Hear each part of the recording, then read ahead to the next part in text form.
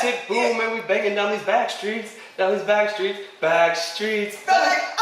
And it went so crazy, and like all the girls were screaming. What's up? I'm Noelle at Noelle's Notions, and this is Fame by the Flame with Robbie from HOF. Hi.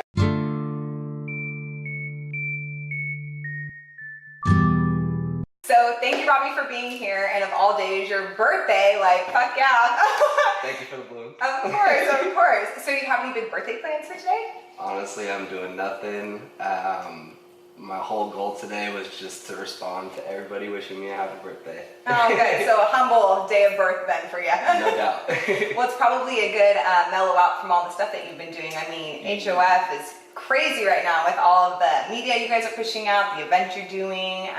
You recently just did concert in the park, yeah? Yes, this last Friday. Cool. That was, a great experience. I had like 5 little different sets, like a 30-minute one and then like 4 15-minute ones. And like I prepared for like 2 weeks because I was super nervous and like just didn't know how it was gonna go. Like they put me with rock bands and stuff, so I was like, they know I play hip hop, right? So I had like a bunch of stuff ready. And so like my first little 15-minute set, I played hip hop. I played like Mac Dre's like Get Stupid. Yes, the hype music. Nothing Yeah, you gotta like start big with that. time. And I'm like watching the crowd, and the crowd's like, and I'm like, no, we're gonna play some EDM, play some dance music, and like it got groovy. It was super fun. Well, it takes a very skilled artist to, read the energy of the crowd and then kind of move off of that, especially with all the preparation you did. No doubt. So, you're no newbie to performing in front of crowds. You also do District 30, Cake, and Salty Saturdays at High Water. Tell me a little bit about those. So Salty Saturdays is a weekly event that we do with Fame Squad. Cool. Shout out to Fame Squad. Shout out Fame Squad. Joseph One brought me in like 6-7 months ago. Okay. He like had like a bi-weekly night at High Water, and like he booked me, and it was like the funnest time like ever. We were like, yo, we need to do this like all the time. Yeah. And it turned into Salty Saturdays. I don't know where we got the name. Probably because it was so hot and sweaty and disgusting and just, I don't know. That tour made people a little salty if they didn't go, right? Their friends are all like, man, you just came to this chill ass party at High Water, you should have been there. A lot of people get stuck outside, so. Yeah, that's why they're salty. They can't make it in. Right. So that's been going really well. It's been getting bigger and bigger every time, crazier and crazier every time. Cool. We do a weekly called Cake, District 30, and that is like Jay-Z's Big Pimpin' video. Like every week, it's a rap music video, and it's super fun. Lots of bottles are popped, and it's a nice place to show out. Yeah, so shout out to the ladies. I know that they have booths and bottles pouring around, so you got to get yourself out there at either Salty Saturday or Cake at District 30. No doubt. So speaking of ladies, I know that you guys, besides being a DJ yourself, besides of being one of the main, people in HOF, you guys have a channel called Better Girls. We do. So tell me a little bit about that. Better Girls is something that I always wanted to start and just highlight girls like you, like girls that are doing really, really cool stuff, and that was the initial vision, and it's kind of stayed true to that, but I wanted girls to run it, and to be honest, I had trouble finding the right girls to run it, and then I found Annie and Shayna and Shantice and Jorel, and they were like, we really love the concept and want to do something with it. And so they've been kind of running with it, and I've just kind of been letting them do their thing. And it's kind of turning into a little girls HOF in LA. Oh, sweet. They're doing events down there and spotlighting girls. And it's been really cool. Cool. Well, shout out to the ladies who are killing it. I see you out there. And you can find them at their handle at Better Girls, which is on Instagram. And that is also in your description on your page, which is is it Robbie? RXBBIE_. There you go. It's a little twist. Perfect. Okay, cool. And then, so besides Instagram, I know you guys have a SoundCloud. What is the best way to find your guys' music and to connect with you? You can find HOF everything at HOFisBetter on pretty much every social media channel possible. Okay. The HOF SoundCloud is just music from Sacramento that we're like really into, and we're posting Sacramento music all day. It's also like our kind of record label, unofficial record label, because we're not actually like selling music. A lot of times, a lot of free downloads and stuff. But you're still producing it, putting it out there. So and it's just like a channel to get the music that we're passionate about out there. Well, as you can tell, I mean, I'm a big fan of Sacramento music and artists. I can tell. So, who's some new up and coming artists that we should be looking out for? Oh my God, 100% Igoyaka. And he will be coming up soon on Fame to Fame, so watch out for that. He's 19 years old. He's been doing music for like 10 years. And he's just, I mean, his music, the actual music, listening to it is like amazing. And then you see him live and he just like runs the crowd, like has complete control over them, gets them involved, interacting. And that's it's awesome. like, I'm like, this guy is seriously something special. So that's cool. Well, I'm really excited to sit down with him and get a little bit more. I mean, any song that has Hennessy in it, it's like already got me going. With HOF, I know that you are a co-founder with Tony. So tell me how that came to fruition. I mean, you guys are amazing. Not only do you produce music, you do events, you represent other artists. How did that kind of all come together? So I met Tony in LA in like 2011. Had no idea he was from Sacramento too. I was managing LBCK, La Zebra, working with different artists down there in the EDM scene. And I met Tony and he was like doing HOF, and he was like, I was super passionate about the business side of music, and he was super passionate about the business side of events, music events. And it just like made sense, and like we had like this, we were super into Entourage, and we're like, we're gonna build this, like, I don't know, we're gonna Entourage. Exactly. And like we're gonna live that lifestyle, and anyways, that like year was like the first game time, which is what has become HOF Day. I met like Damien, who's our other business partner, co-founder. And he really runs the ship in terms of logistics and operations, and making sure we have good relationships with the city and the cops and fire people. And I mean, I feel like I'm kind of downselling his role right now. Well, it's definitely you three musketeers. Of course, you know, for people who don't know events, it's effing hard, man. There's a lot of moving parts. I've been really involved in events for a long time. I know there's a lot of things that have to go just besides the glitz and glamour of actual performance. You do have to have all that. He's very organized and like actually likes being organized. Which is like awesome, because me and Tony are just like ideas and like, let's do this and blah blah blah, and like it's like we need Damien. Like otherwise nothing happens. Well, so. thank you, Damien. Shout out to you.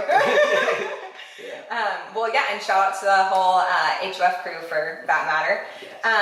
Cool. So do you guys have anything that's in the works, like something that we should expect or look forward to besides your guys' HOF Day on September 16th? So HOF Day is in the works. Old Sac, September 16th, 916. This coming Friday, we have Animal House, which is an event we did last year with Fame Squad. And it's just a really crazy party inside of District 30. Sweet. And we really go like ham with the decorations, and basically try to turn it into a house party inside the club. Cool, okay. And that's this Friday at District 30, 10 to 2. Me, Joseph One, Blue, and DJ Oasis. Shout out DJ Oasis, Blue, and Joseph One, and yourself. Yes. Perfect. All right, so we got the 4 guys playing it for that day. And you said 10 to 2, right? Okay, so get your tables and your bottles now. Get your pregame on. Plan ahead, because it's about to be lit. I know that you produce a lot of your own music. You know, you're a DJ. What is the feeling that you get when you perform? Either before you're about to go on or right after? This is funny. I was literally talking with Oasis about this outside. I'm sober. I don't drink. I don't do drugs, anything. I used to a lot, but... well, hence the Red Bull, right? You gotta get your energy. So I still get like nervous and jitters and Yeah. like little anxiety before like big shows, and but like as soon as I get up there and like whatever, it's like it's totally groovy, and when you see the crowd like move and go crazy, there's like no better feeling. Like this past weekend I played Ice Cube's You Can Do It into Backstreet Boys. Oh, It's like there's a tick little tick boom, yeah. and we banging down these back streets, back streets. Like, oh. And it went so crazy, and like all the girls are screaming, you know. Oh yeah, well, I was already like imagining in my head. I'm like, damn, I'm getting down, and it's just music in my mind. And so that's my favorite feeling for sure, is when people are just like pulling out their phones and just like, going wild. Going wild, yeah. Oh, that's so cool.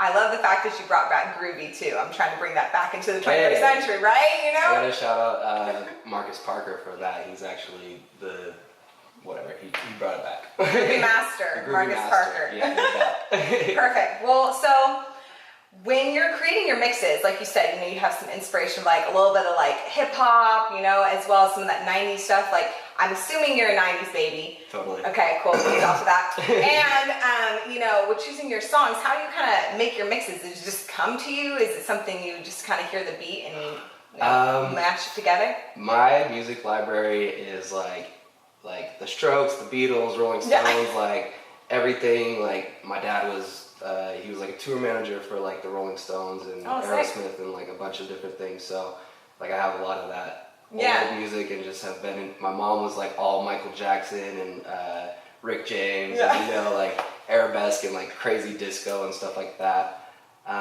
So like my initial taste of music were really like rock and like disco and stuff like that. And growing up 90s baby, like watching hip hop videos and stuff like that, it was like MTV. Exactly.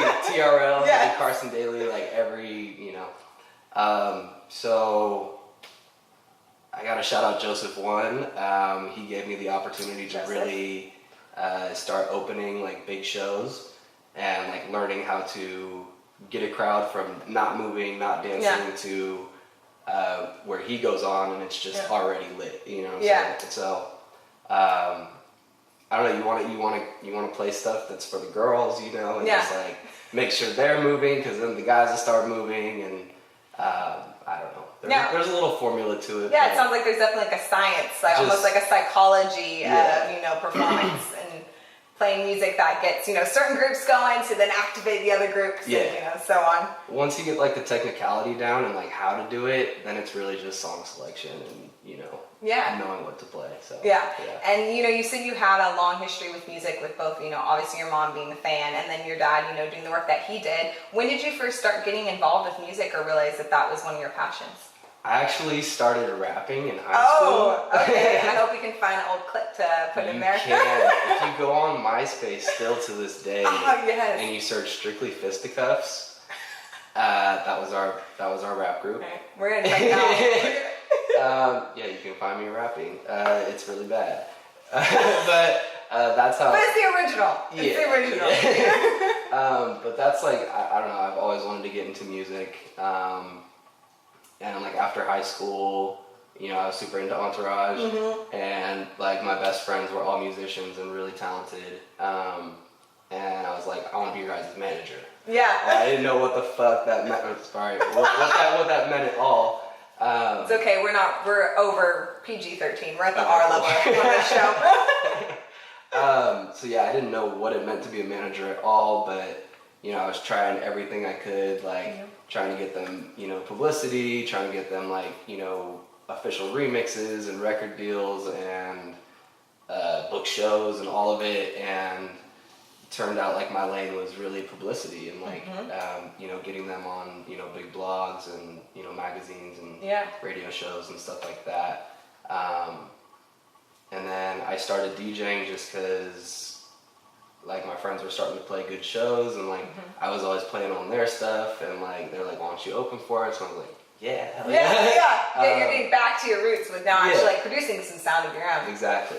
And then it just kind of grew from there. I started linking up with the HOF guys and playing those shows, and it's just tumble and tumble. Yeah, definitely evolved from, you know, MySpace to now. Yeah. Yes, exactly. Shout out to Tom. Yeah, thank you, Tom, for MySpace. I know he was on my top 8, or what was it? Forever. Yeah. Yeah. This is the automatic default. They're like, well, I can't diss him. I mean, he did make the MySpace. So you said that you moved down to LA for a bit. And so have you always been a native to SAC and then just kind of traveled out? Okay, cool. So born and raised here then. Born and raised here. My friends were in college in LA and I was like not doing college. Yeah. So you're like, hell, I'll just try going out there I'll too. just come out with you guys. And I didn't really like LA, to be honest. And then some family dramas type of stuff brought me back to Sacramento. Unfortunately, HOF was here, and Yeah. it turned out real good. It was a blessing. Yeah. You know, it's crazy. LA is just such like a whole beast in and of itself. You know, like once you're in it, you just have like blinders of like being in it. And then once you come out, you realize like, man, it's like really intense. Yeah, totally. So I have a question that's kind of like a weird one. Okay, what is your favorite color? Black. I couldn't tell. Yeah, I like that. And then, I'm just noticing right now your tattoo. So is that a quote by yourself? It is. Cool. Okay. Yeah. I went through this leadership process a few years ago, and part of the process was writing I'm not supposed to tell, but I don't care. Like affirmations? Yeah, you write like a contract to yourself and like a promise to yourself, and like it like super connected with me at the time, and it still does. Like it's kind of a reminder of that time in my life where it was just a super transitional moment in my life. Yeah. And Well, I'm glad the secret's out, so we can, you know, help others follow their dreams and see that, you know, it all starts within. So. Absolutely. And what does your tattoo say? I am an honest, open, curious man. Yeah, definitely that you are. Thank now, you. how did you enjoy This Is Midtown? I had the pleasure of running into you on Saturday. I've always loved This Is Midtown. I love the talent that they bring out, especially Bit Funk, Felix Cartel. Who did they have last year? Blackbird. Like great, like dance talent, Miami Horror. Like all the artists that like I was super in love with, and like honestly the artists that got me into like the new disco and just that new sounds of like EDM and stuff. So that's great. I love that it's free.